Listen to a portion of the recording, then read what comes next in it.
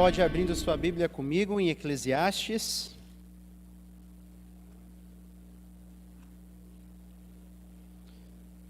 Eclesiastes, capítulo 8.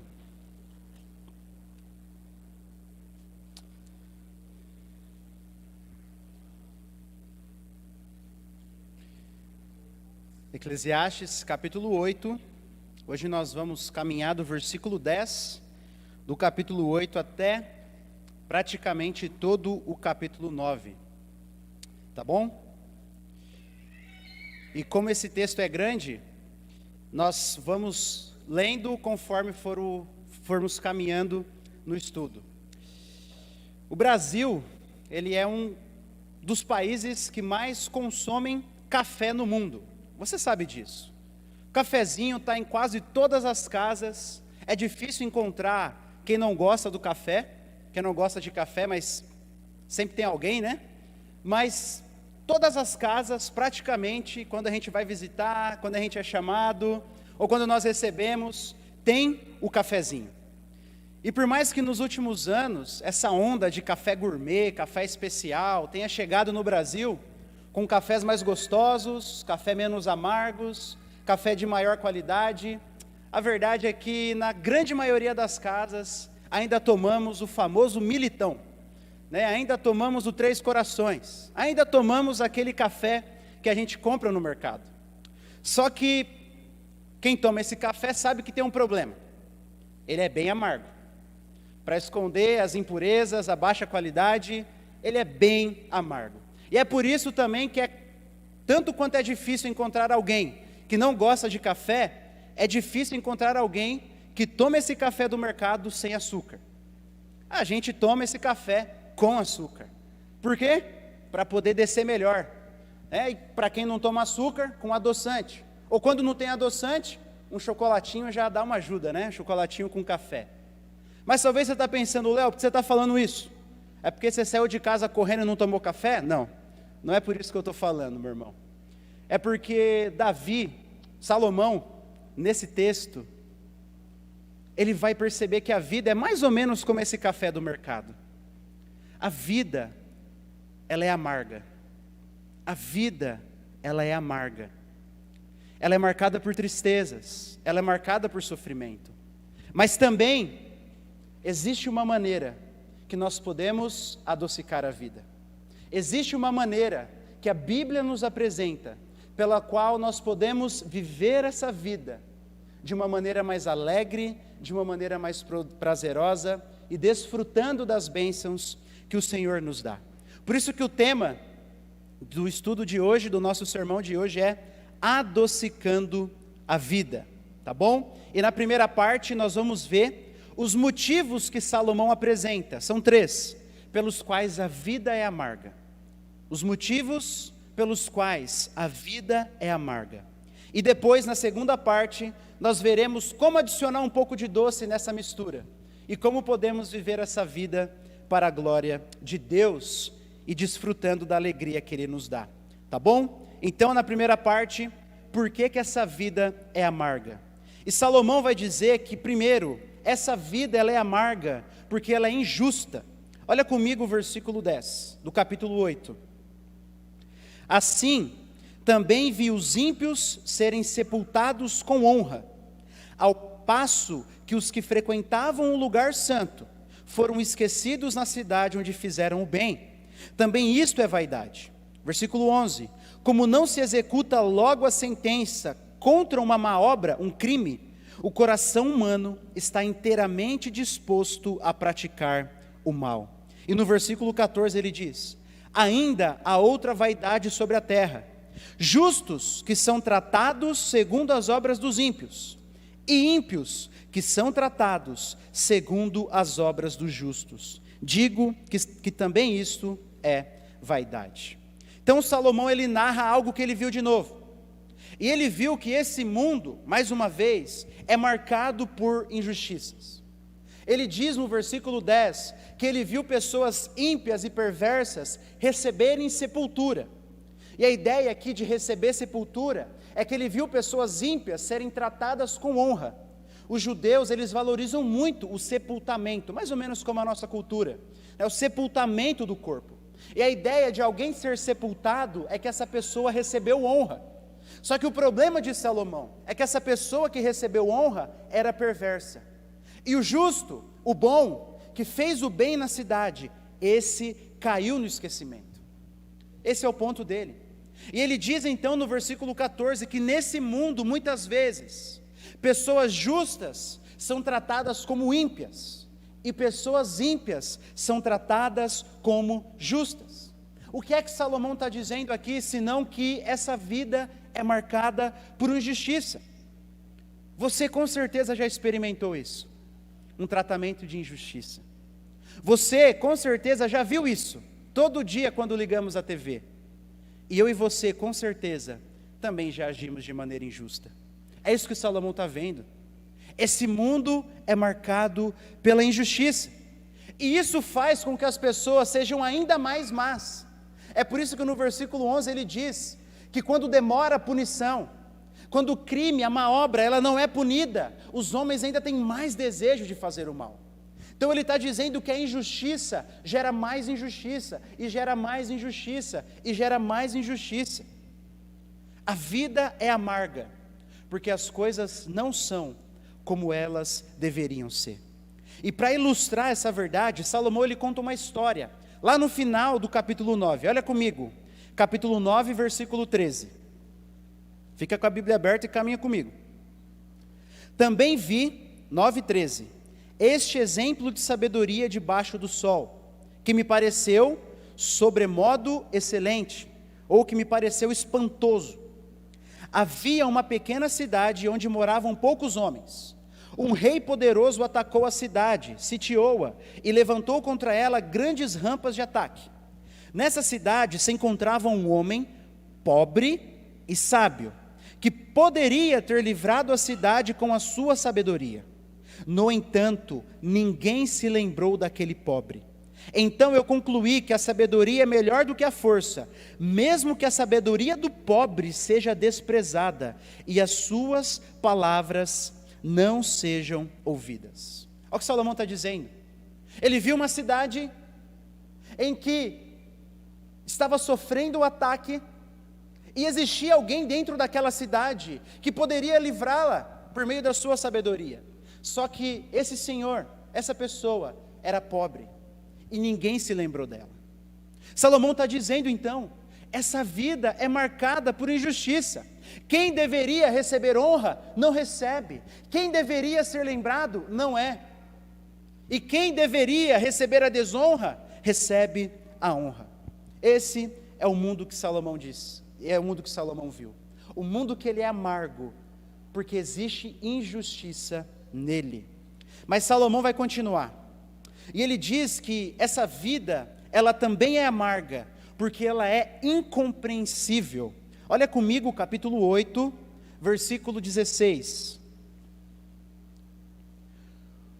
Ele diz que quando me dediquei a conhecer a sabedoria e a ver o trabalho que há sobre a terra, pois nem de dia e nem de noite se consegue conciliar o sono, contemplei toda a obra de Deus e vi que o ser humano não pode compreender a obra que se faz debaixo do sol. Por mais que o homem se esforce para descobrir, não entenderá. E ainda que o sábio diga que conseguirá conhecê-la, nem por isso a poderá achar. E ele continua no versículo 1 do capítulo 9. Eu tenho refletido sobre todas estas coisas para chegar à seguinte conclusão: os justos e os sábios, com seus feitos, estão nas mãos de Deus. E se é amor ou se é ódio que está à sua espera, isso ninguém sabe. Ninguém sabe o que vai acontecer. Então Salomão diz que por mais que alguém tente, por mais que alguém queira entender tudo o que se faz debaixo do sol, essa pessoa não vai conseguir. Ele diz isso com todas as letras. Por mais que possamos tentar, por mais que desejamos, essa vida é incompreensível. E um dos motivos que Salomão aponta do porquê ela é incompreensível é porque nós não sabemos o dia de amanhã. É isso que ele diz no versículo 1 do capítulo 9. Ele diz que tinha refletido sobre todas essas coisas, e que os justos e os sábios, ele está falando agora especificamente dos que temem a Deus, daqueles que estão em relacionamento com o Senhor, de mim e de você. E ele diz que os justos e os sábios estão com seus feitos nas mãos de Deus. A ideia de estar nas mãos de Deus é bem conhecida, é de que Deus está cuidando de nós. Os justos, os crentes, os sábios e os seus feitos, a sua vida está na mão de Deus. Mas agora olha o que ele diz: e se é amor ou ódio que está à sua espera, não sabe o homem. Se é amor ou se é ódio, não de Deus, aqui é da vida, dos homens desse mundo. Se é amor ou ódio que está à sua espera, a gente não sabe. Então o ponto é claro de Salomão aqui. Nós estamos, meus irmãos, sob o cuidado de Deus, e glória a Ele por isso, mas isso não nos priva do sofrimento. Isso não nos priva de receber ódio da vida. Esse é o ponto de Salomão. Nós não sabemos o que está esperando por nós. Nós não sabemos o dia de amanhã. Não adianta ir visitar o profeta ou a profetisa. Não adianta pedir sinais para Deus. Não adianta. Nós não sabemos o dia de amanhã. Deus pode fazer, pode revelar, Ele é Deus, Ele faz o que Ele quiser. Mas não espere por isso, porque Ele não prometeu. O caminho comum da vida, o curso normal da vida, é vivermos sem saber o que o amanhã nos reserva. E Salomão, mais uma vez, ele vai contar uma história para exemplificar isso. E está lá no versículo 11 do capítulo 9. Olha comigo. Ele diz assim que: vi ainda debaixo do sol que os mais rápidos nem sempre ganham a corrida, que os mais fortes nem sempre vencem a batalha, que os sábios nem sempre têm pão, que os prudentes nem sempre têm riqueza, que os inteligentes nem sempre são honrados, mas que tudo depende do tempo e do acaso, pois ninguém sabe a sua hora. Assim como os peixes que são apanhados na rede traiçoeira, e como os pássaros que são pegos na armadilha, assim também os filhos dos homens se enredam no tempo da calamidade, quando esta cai de repente sobre eles. O argumento de Salomão nesses dois versículos é simples: ninguém sabe a sua hora. É isso que ele diz, ninguém sabe a sua hora. E aqui não é a hora de morrer, ele vai falar disso depois. Aqui é a hora de receber amor ou ódio da vida.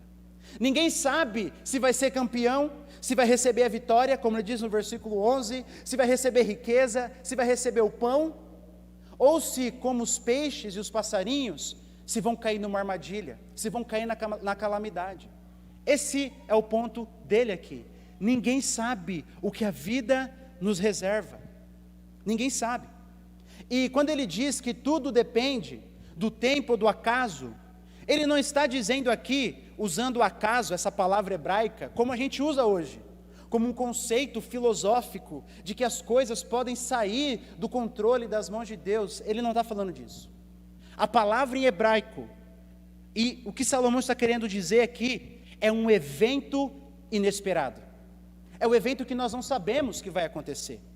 É o evento que cai de repente sobre nós. Por quê? Porque nós esperamos que o campeão seja o melhor time, que quem vai chegar primeiro é o melhor corredor, que o sábio é quem vai ser rico. Mas Salomão diz que nem sempre isso acontece. Por quê? Porque existem coisas que estão fora do nosso controle e podem nos pegar de surpresa. É isso que ele quer dizer com o acaso. É isso que ele quer dizer, que tudo depende do tempo e do acaso. Tudo depende disso. Nós não sabemos, meu irmão, o que nos espera. Coisas podem nos pegar de surpresa. A vida é imprevisível. Isso faz com que ela se torne amarga, não é verdade? Quão triste é quando um câncer interrompe a vida de um jovem que está estudando. Quão triste é quando os nossos irmãos em Cristo têm a sua vida ceifada, simplesmente por seguirem a Jesus. É triste. Quão triste quando uma pandemia destrói o sonho de muitas pessoas de ter o seu próprio negócio. É triste isso. E é exatamente isso que Salomão está dizendo. Nós não conseguimos prever as coisas. A vida pode nos pegar de surpresa. Então, ele nos mostra que a vida é amarga por causa disso, porque existe injustiça e porque ela é incompreensível. Mas o seu último motivo que ele apresenta do porquê a vida é amarga é porque a vida é finita. A vida é finita. Olha comigo o versículo 2 do capítulo 9. Tudo acontece igualmente com todos. O mesmo acontece com o justo e com o ímpio, com o bom e com o mal, com o puro e com o impuro, com o que oferece sacrifícios e com o que não os oferece, com o bom e com o pecador, tanto com o que faz juramentos, como aquele que tem medo de fazê-los. Esse é o mal que há em tudo que se faz debaixo do sol. A mesma coisa acontece com todos. Também o coração das pessoas está cheio de maldade, está cheio de loucura enquanto elas vivem, depois, rumo aos mortos. Para aqueles que estão entre os vivos, há esperança, porque mais vale um cão vivo do que um leão morto. Porque os vivos sabem que vão morrer, mas os mortos não sabem nada e não têm nenhuma recompensa a receber, porque a memória deles jaz no esquecimento. Amor, ódio e inveja, para eles já não existem mais. Eles estão afastados para sempre de tudo que se faz debaixo do sol. Então Salomão, nesses versículos, ele vai dizer que a morte, atinge a todos. A mesma coisa acontece com todos. E qual é essa coisa? No final do versículo 3 ele vai dizer, a morte. Estamos rumo aos mortos. Estamos rumo à morte. E isso torna a vida amarga. Isso torna a vida triste.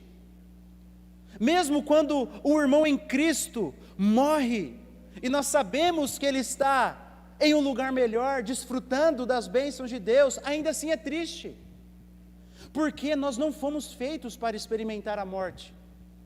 A morte entrou no mundo por causa do pecado, e é por isso que Salomão vai dizer que, por mais que as pessoas morram, ainda assim há vantagem em estar vivo. Ele diz no versículo 5 e no versículo 6, que os vivos pelo menos sabem que hão de morrer, mas os mortos não sabem de nada, e nem tampouco eles terão recompensa. Esses versículos, algumas pessoas podem pensar que Salomão está negando a vida após a morte. Pode parecer que sim, mas na realidade ele não está não. Vai comigo no capítulo 12, no versículo 7, deixa o dedo aí, no capítulo 9, mas vai umas páginas para frente da sua Bíblia, e olha o que ele diz, capítulo 12, versículo 7.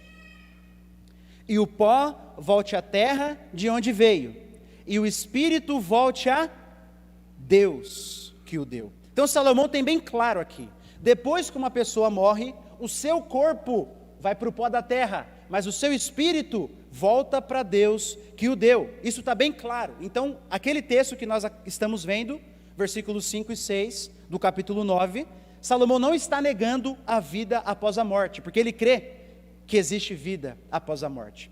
Mas o que ele está dizendo é o seguinte, preste atenção comigo, a vida não pode ser reaproveitada em retrospecto. Quer ver comigo? Quase tudo na vida nós podemos fazer 2 vezes, ou mais. Podemos fazer o vestibular, o Enem, podemos procurar outro emprego, fazer outra faculdade, fazer a prova do Detran. Quase tudo nós podemos fazer mais de uma vez na vida, mas nós não podemos vivê-la de novo. Nós não podemos vivê-la de novo. O que está feito, está feito. A imagem aqui, parece que Salomão está pintando é que ele está num velório, e ele está olhando para o corpo da pessoa que faleceu, e ele está pensando assim, para ela, tudo acabou.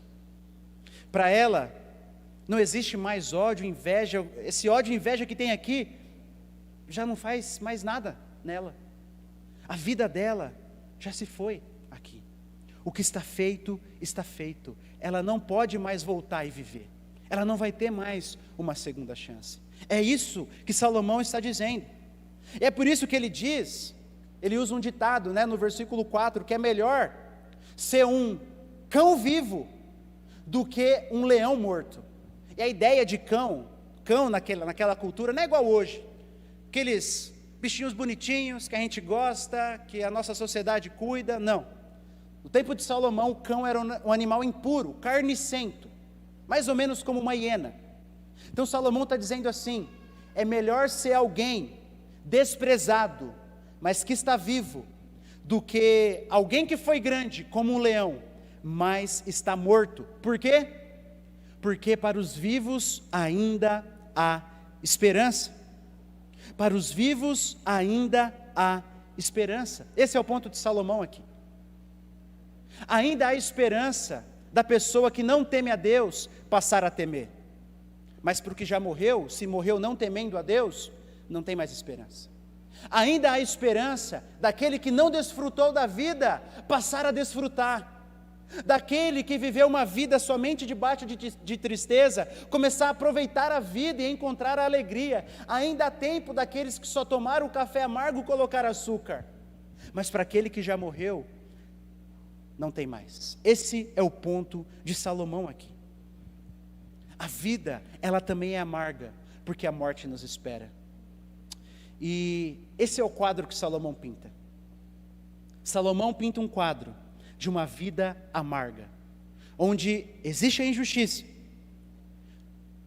onde nós não sabemos o dia de amanhã, e também uma vida finita, onde todos nós estamos caminhando para a morte.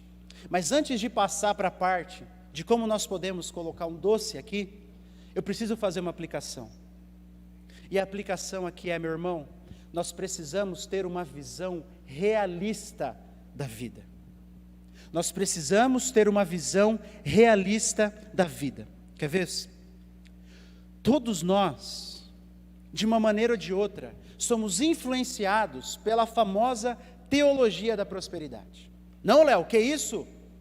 E eu sei, meu irmão, que nós repudiamos essa teologia da prosperidade, que fala que Deus é obrigado a curar as pessoas, que se você vir para Jesus, você vai prosperar financeiramente, se você não faz, é por falta de fé. Eu não estou falando dessa aqui. E por mais que nós repudiamos isso, nós ainda somos influenciados por isso. Quer ver um exemplo? Nós achamos que a expressão máxima da bênção de Deus é casar. A gente não considera que Deus dá o dom do celibato para alguns, não. É casamento, a visão máxima da bênção de Deus em uma família. Com filhos, a gente também não considera que Deus pode não abrir o ventre. Com um bom emprego, assim, não qualquer emprego, um bom emprego. Com uma casa e um carro. Onde a família vive em perfeita harmonia, no final de semana servem à igreja e tal. A gente acha que essa é a expressão máxima da bênção de Deus. Sem muitas tragédias, sem muito sofrimento, todo mundo tranquilo. A gente acha que essa é a expressão comum da vida cristã. E se alguém vive aos trancos e barrancos, a gente é rápido em pensar, fulano deve estar em pecado.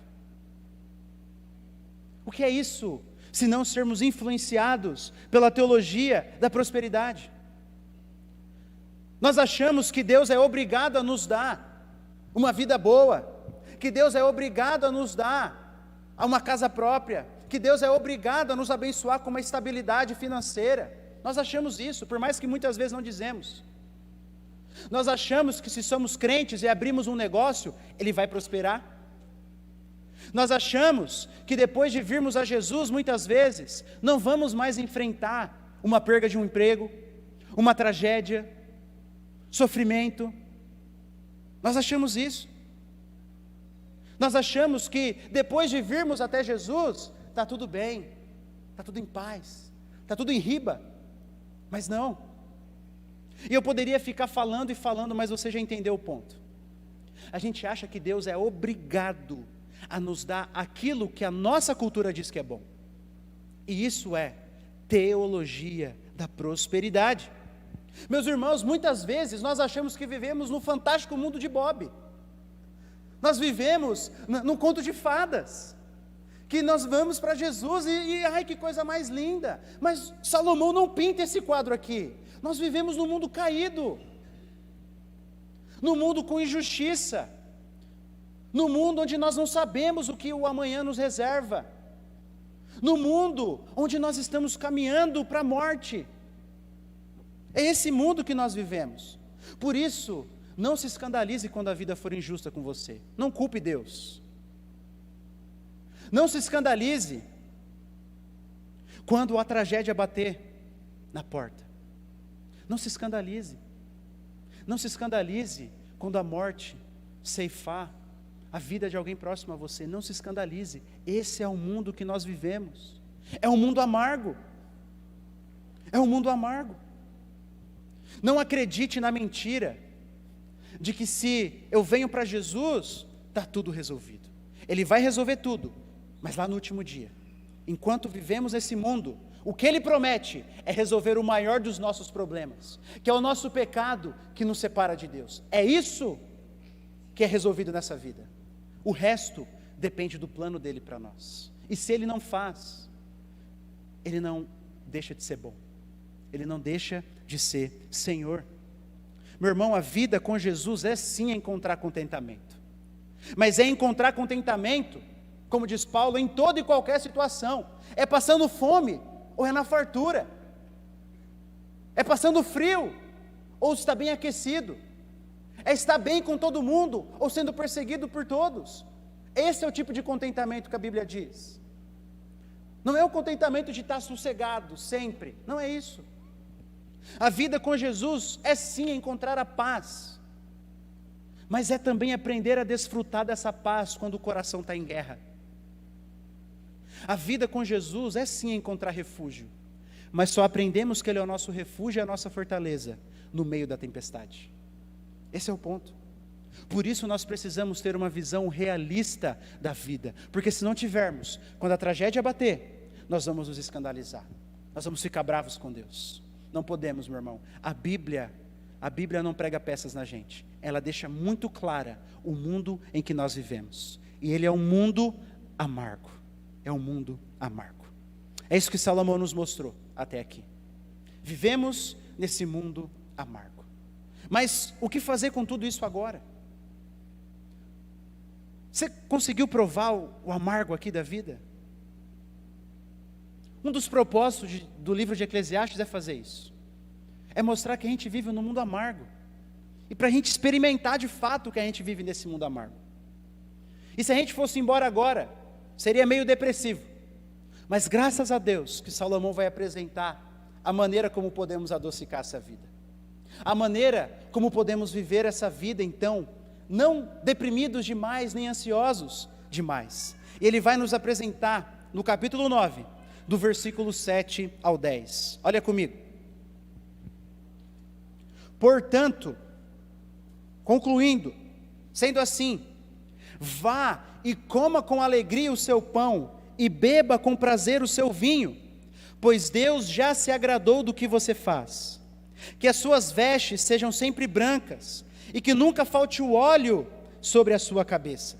Aproveite a vida com a mulher que você ama, todos os dias dessa vida fugaz que Deus lhe deu debaixo do sol, porque esta é a parte que lhe cabe nesta vida pelo trabalho com que você se afadigou debaixo do sol. Tudo que vier às suas mãos para fazer, faça-o conforme as suas forças, porque na sepultura, que é para onde você vai, não há obra, nem projetos, nem conhecimento, nem sabedoria alguma. É isso que Salomão diz. A conclusão dele, talvez a gente pudesse pensar, a conclusão de Salomão aqui então é: vamos se fechar, vamos fugir desse mundo, ou vamos aceitar a vida e vamos viver triste. Salomão não, ele diz: portanto, vá viver a vida. Parece até um pouco estranho, né? Léo, Salomão não está meio doido aqui? Será que ele não tomou um pouquinho de vinho a mais da conta? Já que ele manda tanto tomar vinho, será que é isso que ele está fazendo? Não, não é isso. Não é esse o ponto de Salomão.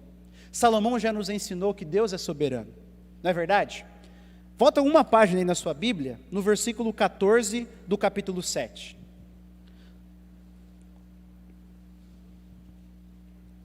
Sete 14, olha o que Salomão diz, Eclesiastes 7:14.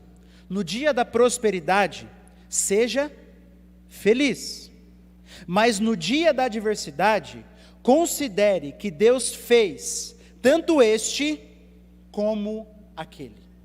Até aqui. Olha o que Salomão diz.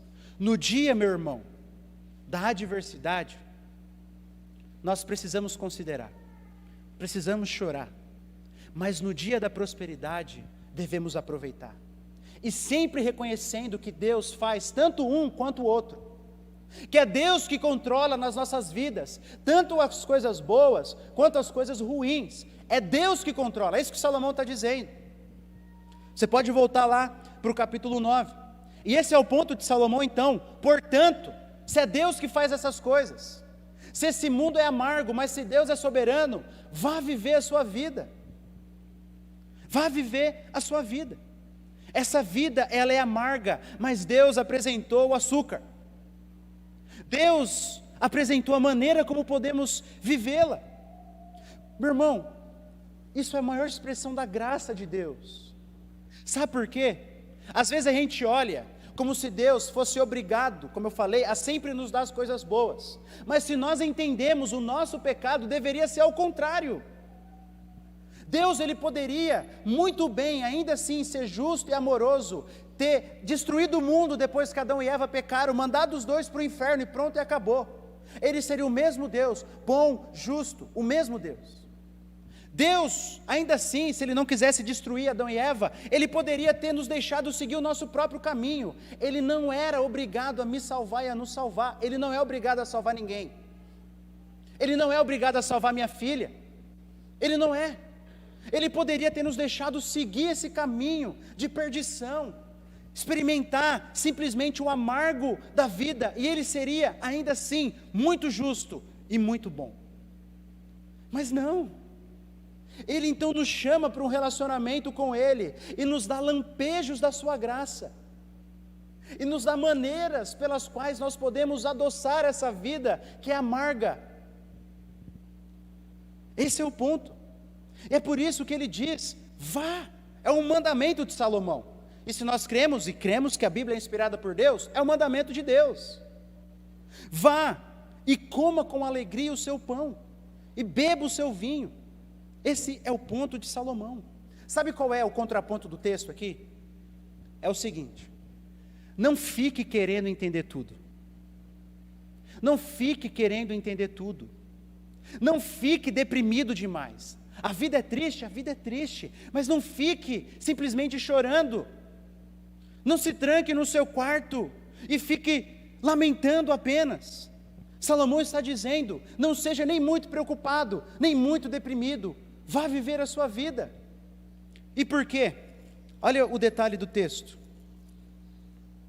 Pois Deus já se agradou do que você faz. Vá comer o teu pão e beber o teu vinho, porque Deus já se agradou do que você faz. Sabe o que Salomão está dizendo? Deus se alegra quando os seus filhos estão alegres. Esse é o ponto. Não precisa ficar escandalizado, não. Esse é o ponto. Deus se alegra quando os seus filhos estão alegres, da maneira correta, pelos motivos corretos. Deus se alegra. Você também não é assim com seu filho? Às vezes você pode estar mais triste do mundo, mas você vê o seu filho se alegrando, você se alegra junto. É mais ou menos assim com Deus. Deus se deleita quando os seus filhos recebem os seus presentes e se alegram neles. Esse é o ponto de Salomão. No versículo 15 do capítulo 8, ele diz que exalta a alegria. Por isso eu exalto a alegria, porque para o ser humano não há nada melhor debaixo do sol do que comer, beber e se alegrar-se. É isso que Salomão está dizendo. Essa vida é um presente de Deus e devemos desfrutá-la com alegria. E aqui tem que ficar claro, um parênteses, que não é qualquer tipo de aproveitar a vida, não é qualquer tipo, a gente já falou sobre isso. Lá no versículo 12, do capítulo 8, olha só o que Salomão diz. Ainda que o pecador faça mal 100 vezes, e a vida dele se prolongue, eu sei com certeza que tudo correrá bem para os que temem a Deus, mas nada correrá bem para o ímpio, e ele não prolongará os seus dias. Será como a sombra, visto que não teme a Deus. Então Salomão está dizendo que é aproveitar a vida com temor a Deus. Não é aproveitar a vida como ímpio, não é aproveitar a vida como perverso, mas é aproveitar a vida debaixo do temor de Deus. E no versículo 8 do capítulo 9, então, voltando, ele diz assim, que as suas vestes sejam sempre brancas. Aqui, vestes brancas é o contrário das vestes de luto no Antigo Testamento. E as vestes de luto no Antigo Testamento era pano de saco e cinza sobre a cabeça. Salomão está dizendo, se vista com alegria, se vista com alegria. Ele continua, que nunca falte óleo sobre a sua cabeça, e numa terra desértica, você sabe, se aqui a nossa pele às vezes, muitas vezes pode ficar ressecada, naquela região muito mais. E o óleo naquele tempo tinha duas funções principais, outras, mas duas principais: hidratar a pele e perfumar. Então Salomão está dizendo, se vista com alegria, passe o bom perfume, hidrate a sua pele, seja reluzente, que a sua alegria seja demonstrada. Esse é o ponto dele. A Bíblia fala sim da roupa e do perfume, meu irmão, até do hidratante. É isso que Salomão está dizendo. Vá, se vista com alegria, não vai desfrutar. Às vezes a gente vai desfrutar das coisas meio culpado, né? Meio, ai, será que Salomão se veste com alegria, debaixo do temor de Deus, é claro, e vá desfrutar dos presentes que Deus te deu. E o versículo 9 ele diz para desfrutarmos da vida com a mulher que Deus nos deu. E é claro que isso também vale para as irmãs e o marido que Deus deu para as irmãs. Salomão está dizendo isso. O casamento é uma dádiva de Deus. O casamento é um presente de Deus, para que você possa desfrutar a vida com essa pessoa. Se você é casado, então, desfrute. O mundo, e muitas vezes, nós, meus irmãos, podemos olhar para o casamento como um empecilho. Nós, dentro da igreja, podemos muitas vezes cair no erro de olhar para o casamento como um empecilho. Ai, se eu não fosse casado, eu poderia ter estudado, poderia estudar, poderia viajar. Ai, se eu não fosse casado, eu poderia isso, eu poderia aquilo. Mas não é isso que Deus está falando aqui. A visão bíblica para o casamento é de alegria, ou pelo menos deveria ser. É de desfrutar a vida com uma pessoa que seja sua parceira, sua amiga, como um casal. Esse é o ponto de Salomão. E ele encerra no versículo 10, dizendo que tudo que vier às nossas mãos, devemos fazer conforme as nossas forças. Sabe qual é o ponto de Salomão aqui? Agora que você sabe que existe um Deus soberano, agora que você sabe que esse Deus se alegra com a sua alegria, tudo que a vida apresentar para você, tudo que chegar à sua mão, não é apenas trabalho, mas seja trabalho, seja coisa boa, seja momentos tristes, tudo que vier na sua mão, faça com todas as suas forças. Salomão está dizendo o que Paulo disse muitos séculos depois: quer você coma, quer você beba, quer você tome banho, quer você vá no aniversário, quer você troque a fralda do seu filho, faça tudo para a glória de Deus. Tudo que vier à sua mão, faça conforme as suas forças. Esse é o ponto de Salomão aqui. Vá viver a vida debaixo do temor do Senhor. E a aplicação, nós fizemos uma aplicação na primeira parte, agora na segunda. A aplicação é, meu irmão, não deixe para desfrutar da vida amanhã. Quando Salomão diz, portanto, vai, no hebraico aqui a ideia é de urgência. E tem que ser de urgência, porque se eu não sei o que pode acontecer comigo no próximo minuto, muito menos amanhã, se é amor ou ódio que podem me atingir, eu preciso viver a minha vida. É isso que Salomão diz. Mas talvez a gente pode cair num erro de pensar assim: Léo, é fácil para Salomão falar isso, né? O bicho era rei, era casado, tinha muito dinheiro, tinha muita sabedoria, podia comprar o melhor vinho, comer o melhor pão. É fácil para Salomão falar isso. Então, como que eu posso desfrutar a vida aqui e agora? Esse é o ponto. Se eu não sou rei, se eu não tenho muito dinheiro, talvez, se está faltando tudo isso que Salomão falou aqui, eu não bebo vinho, eu não tenho pão, não como pão, estou fazendo dieta low carb, então como que eu posso desfrutar da vida? Essa é a pergunta que fica. E meu irmão, o ponto do texto, no versículo 7, olha comigo mais uma vez, eu quero que você não perca o detalhe do texto. capítulo 9, versículo 7. Ele diz assim, ó: portanto, vai e coma com alegria o seu pão e beba com prazer o seu vinho, pois Deus já se agradou do que você faz. Sabe qual é o ponto?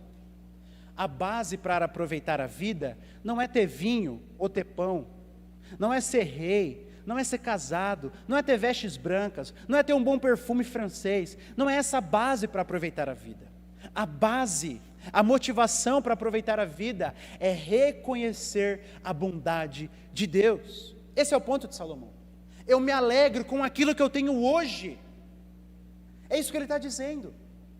Eu me alegro porque Deus se alegra daquilo que Deus me deu hoje.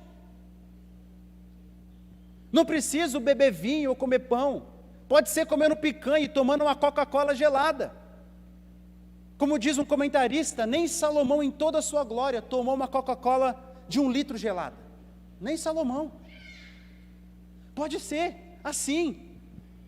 A nossa cultura, e muitas vezes podemos cair no erro de pensar: se eu tivesse isso, eu aproveitaria a vida. Ah, se eu tivesse isso. Ou, pior, quando eu tiver isso, então eu vou aproveitar a vida. Quando eu tiver isso, quando eu receber aquele dinheiro, quando eu viajar, quando eu isso, ou se eu isso, se aquilo. Isso é uma mentira. Salomão está dando uma ordem para mim e para você: vá agora. Você pode não ter nada do que ele diz aqui, nada do que o mundo diz que você precisa ter para aproveitar a vida, mas ainda assim ele diz: vá vivê-la. Vá vivê-la. Se nós vivemos com essa atitude de se nós estamos dizendo que Deus não é bom para a gente, é isso que nós estamos dizendo. Nós estamos dizendo que Deus errou, que Deus não é sábio, é isso que nós estamos dizendo, meu irmão. Mas quando nós então reconhecemos que Deus é bom e que Ele já tem nos abençoado, como a Bíblia diz, então nós aproveitamos com o que nós temos. Se é solteirice, amém. Se é casamento, amém também. Se é comendo uma coxinha da Jauense, amém. Se não é, amém também. Se é pagando aluguel, amém. Se é com a casa dos sonhos, amém também. Não me importa, porque a minha felicidade não está nessas coisas, mas no Deus que se alegra e que me abençoa hoje. Hoje. Esse é o ponto dos salmos que nós lemos no início. Nós nos alegramos com aquilo que Deus tem feito por nós hoje. E como diz aquele antigo hino: conta as bênçãos, conta quantas são, e no final você vai ficar surpreso o quanto Deus já fez. Você vai ficar surpreso. Às vezes a gente fica reclamando, mas se nós parássemos e para pensar por 5 minutos, nós vamos ver o quanto Deus já fez por nós. Então esse é o ponto de Salomão. Reconheça o que Deus tem feito para você hoje. Seja grato por isso. Deixa a murmuração de lado. Deixa a tristeza, se não é momento de luto, deixa a tristeza de lado. Deixa a ansiedade de lado sobre si e o futuro. Deixa, reconheça as dádivas do Senhor e vá aproveitá-las. Esse é o ponto de Salomão. Um pastor anglicano de séculos atrás, ele disse assim, abre aspas: você saberá quem é o maior santo no mundo. Você saberá quem é o maior santo no mundo. Não é o que ora mais e o que jejua mais. Não é o que dá mais esmolas, ou mais eminente por sua temperança, castidade ou justiça. Não é esse o mais santo no mundo. Mas é o que está sempre agradecido a Deus, que quer tudo o que Deus quer, que recebe tudo como amostra da bondade de Deus, e sempre conserva o coração pronto a adorar a Deus por isso. Esse é o maior santo. Eu vou repetir: é aquele que sempre está agradecido a Deus, que sempre quer tudo o que Deus quer, que recebe tudo, o amor ou o ódio, como amostra da bondade de Deus, e sempre conserva o coração pronto a adorar a Deus por isso. Esse é o maior santo. Esse é o maior santo. Portanto, meu irmão, desfrute da vida que Deus te deu. Não fique olhando para a vida do outro, se comparando. Não fique olhando para a vida de Salomão, senão todo mundo aqui não aproveita a vida. Olhe para o que Deus tem feito por você e vá desfrutar disso, porque Ele mandou e porque Ele se alegra. Esses foram os ensinamentos de Salomão para nós hoje. Ele nos ensinou então que nós precisamos ter uma visão realista da vida, porque essa vida é amarga. E Ele nos ensinou também como podemos adoçar essa vida e desfrutar dela para a glória de Deus. E para encerrar esse texto, eu queria pedir para você ir um pouquinho para frente aí na sua Bíblia e abrir em Isaías.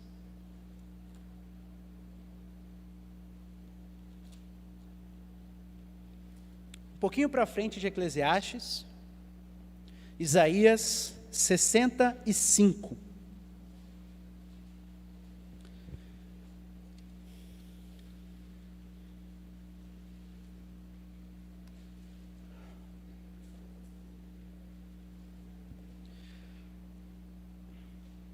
Isaías 65, versículo 17. Olha só o que Deus, através do profeta, afirma. Isaías 65, 17. Pois eis que eu crio novos céus e nova terra, e não haverá lembrança das coisas passadas, jamais haverá memória delas. Exultem e alegrem-se para sempre no que eu crio, porque eis que crio para Jerusalém alegria, e para o seu povo exultação. Agora o versículo 25, último versículo. O lobo e o cordeiro passarão juntos, e o leão comerá palha como boi, pó será a comida da serpente, não se fará mal nem dano algum em todo o meu santo monte, diz o Senhor. Sabe o que Isaías está dizendo aqui? E Deus, por meio de Isaías, Deus, meu irmão, vai restaurar tudo novo. Por mais doce que essa vida possa ser para nós, ou por mais amarga, sempre vai ser uma mistura das duas, sempre vai ser agridoce. E por mais, muitas vezes, pela graça de Deus, seja muito doce, ainda assim vai ter amargo, ainda assim vai ter. Mas no último dia, quando Cristo voltar, tudo vai ser restaurado. Isaías, eis que crio novos céus e nova terra, e no meu santo monte não se fará mal nenhum. O que Deus está dizendo? O mal será extirpado, o amargo será tirado, e para sempre viveremos diante da presença do Senhor, desfrutando desse mundo, com o corpo ressurreto. Mas, que fique o alerta, isso aqui são só para aqueles que temem o Senhor. Se você não teme o Senhor, amanhã pode ser muito tarde. É isso que Salomão está dizendo. Enquanto você estiver vivo, há esperança. E como você não sabe o dia de amanhã, eu queria dizer para você, não tarde. Essa promessa aqui, se você não teme a Deus, não é para você. Mas, para você, meu irmão, que já está no relacionamento com o Senhor, o que fica para nós é, aproveite o que Ele tem dado. Viva essa vida desfrutando dos presentes dEle para você. Não deixa para amanhã, desfruta hoje. Deixa a murmuração e a ingratidão de lado e viva para a glória de Deus.